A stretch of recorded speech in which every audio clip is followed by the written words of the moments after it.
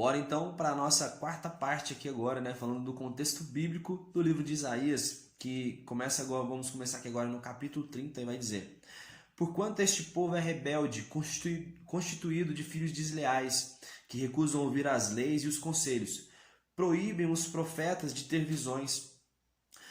E Deus vai dizer assim, que no arrependimento, na conversão, na paz produzida pela fé, na paciência e na tranquilidade, aí está o nosso poder. Então perceba, né, já continuando, né, aquela mesma bagunça que está ali, de os povos proibirem os profetas de terem visões, né? Ou seja, aquele profeta que tem uma visão de Deus, eles dizem, tipo, ó, isso não é de Deus, algo que vem contra eles, né? Então, era uma forma que eles estavam ali agindo, né, que desagradou totalmente a Deus.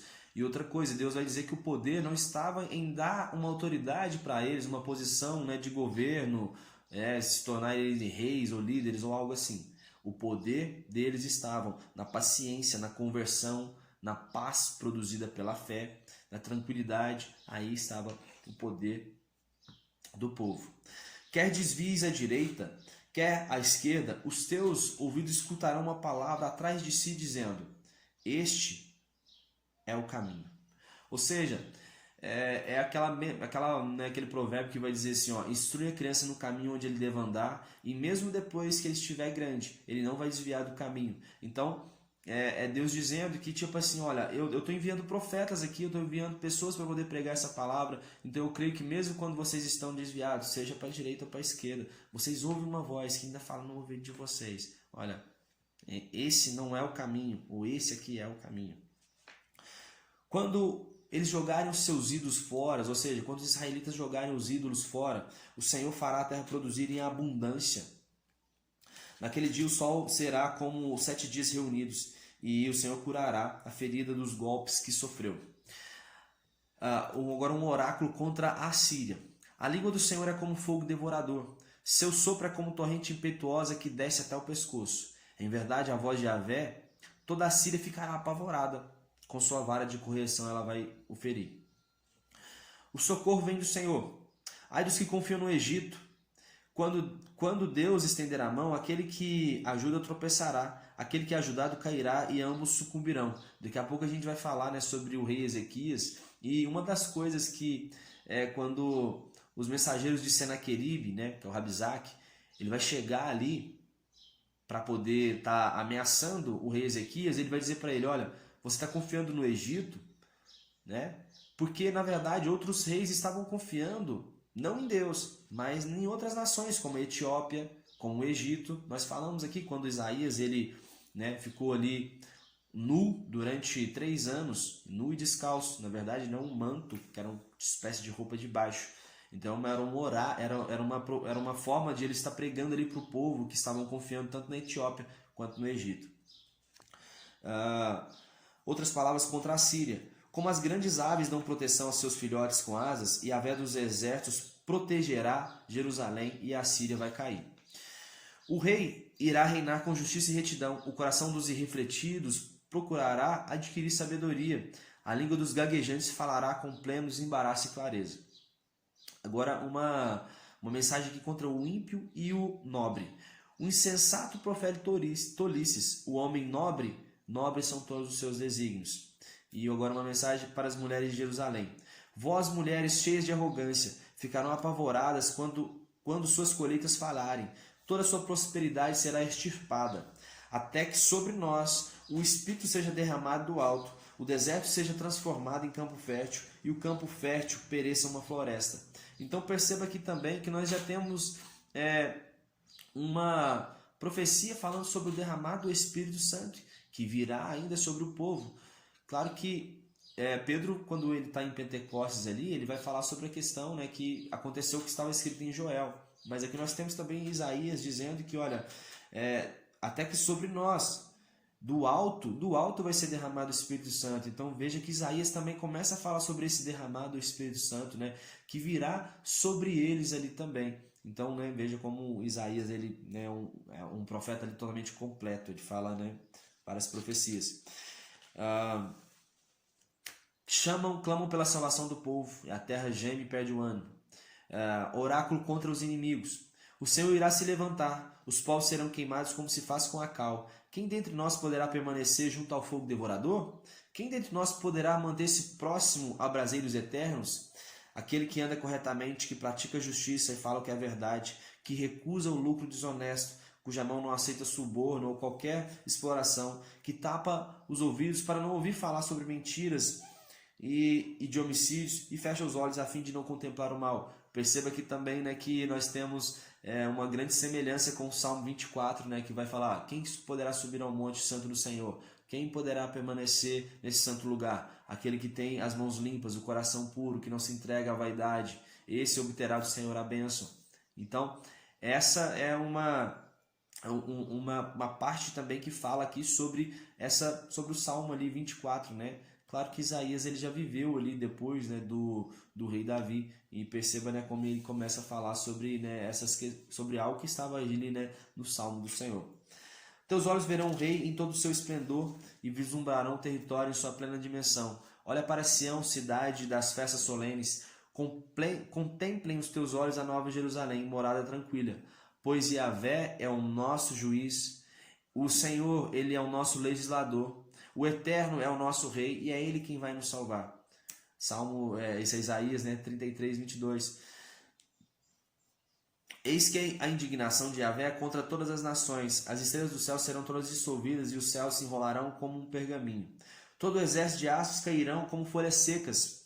A espada de Yahvé está cheia de sangue de gordura, sangue de carneiros e bodes. O Senhor estenderá o caos com uma linha de medir e a destruição com um filme de prumo. E esse é um juízo, né, de Deus aqui sobre os últimos dias. Então, né, já estamos apontando aí para tempos futuros ainda que nem aconteceu. Então, né, já perceba essa profecia aqui de Isaías relacionada aí, né, com a questão ali da escatologia.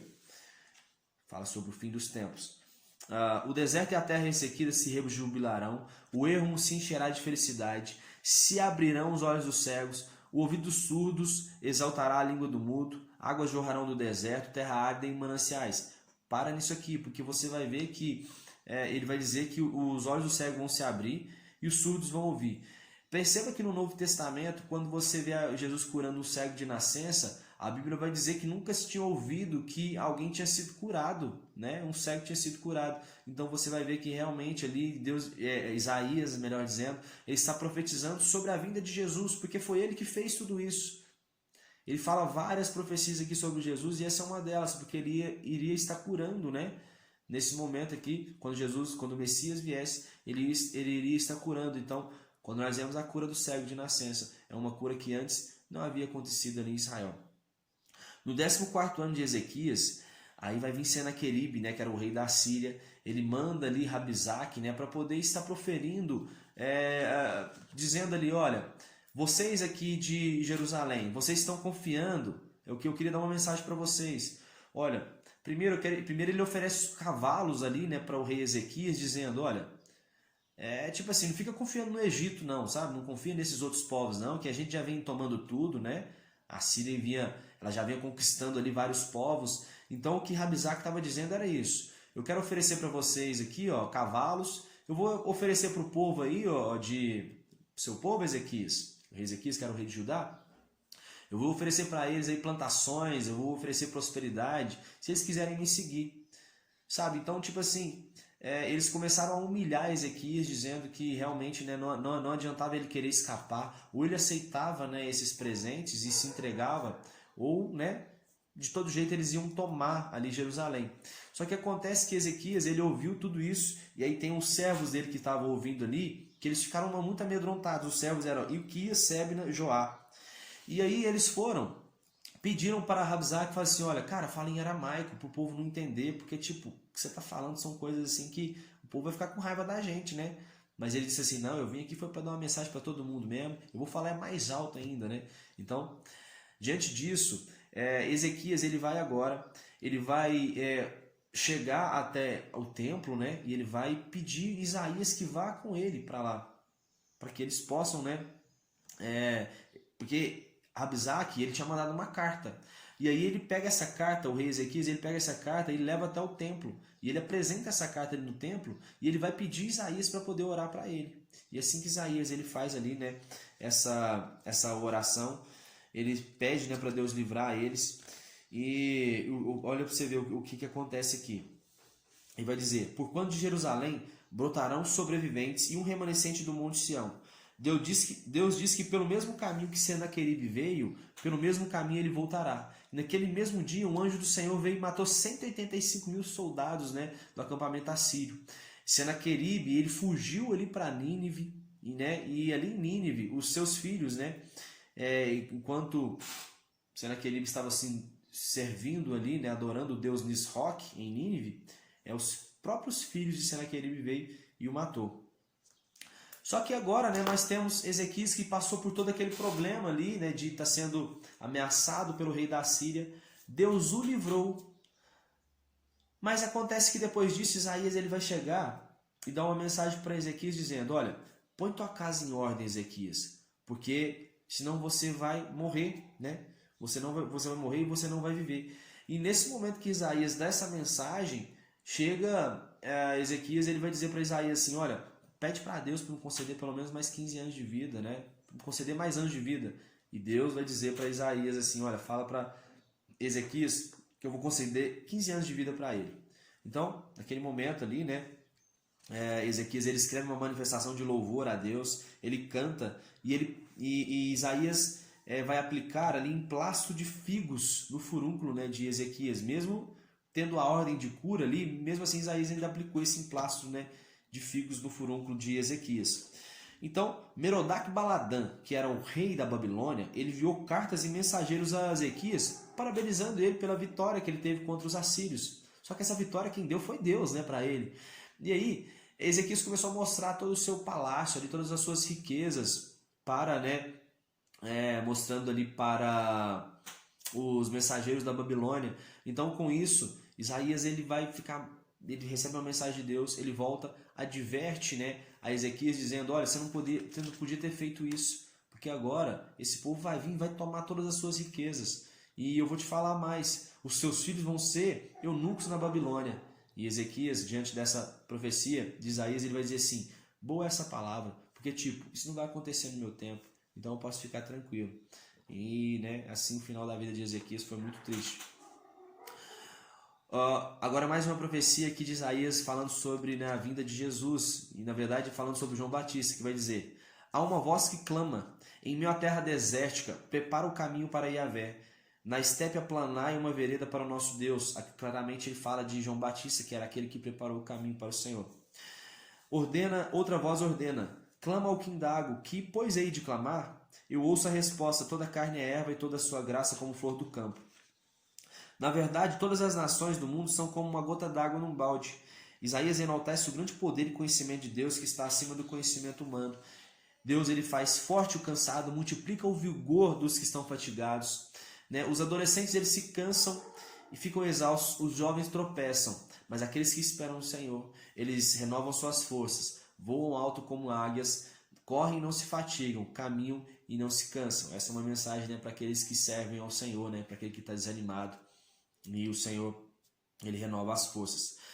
Deus vai dizer que ele vai abrir, promete ali salvar Israel, dizendo que vai abrir rios nas colinas estéreis e fontes nos vales. Transformarei o deserto num lago e o chão seco em mananciais. Plantareis no deserto o cedro, a acácia, a murta, a oliveira. Deus despertou um homem que vem do norte anunciando seu nome. E a Jerusalém, pois, eu darei um mensageiro de boas novas. E quem foi o mensageiro de boas novas em Jerusalém? A não ser Jesus. É claro que foi ele. O Eterno sairá como valente homem poderoso, como guerreiro despertará o seu zelo. Como forte brado exclamará, guerra. E demonstrará toda a sua força contra os inimigos. Cobertos de vergonha e humilhação, recuarão aqueles que confiam em ídolos, que dizem as suas duas imagens fundidas: vós sois nossos deuses. Mais uma profecia aqui clara contra, né, a idolatria que havia ali em Israel. Deus vai falar sobre a cegueira espiritual aqui, né, do povo de Israel, que vai dizer: olha, aprove Yahvé por causa da justiça, tornar a Torá a lei grande e majestosa. E o povo não deu atenção à correção do Senhor que estava ali na palavra dele.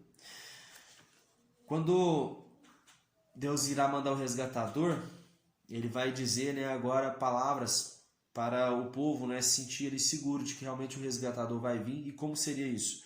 Quando passares pelas águas, eu serei contigo. Quando pelos rios, eles não te submergirão. Quando caminhares pelo fogo, não te queimarás, nem a chama arderá em ti. O povo de Israel é a testemunha fiel. E eu mesmo, Yahvé, o Senhor, além de mim, não há outro Salvador algum. Agindo eu, quem impedirá? Então, a gente sempre, né, finaliza com a esperança de que mesmo em tantas essas profecias que causaria, né, destruição ali no meio do povo de Deus, ainda o Senhor, né, é aquele que salva. E o Senhor, quando ele quer agir em favor do povo, seja de qualquer povo, quem é que vai impedir? Ninguém pode impedir. Então, tamo junto, daqui a pouco a gente volta aí com a quinta, né, e penúltima parte.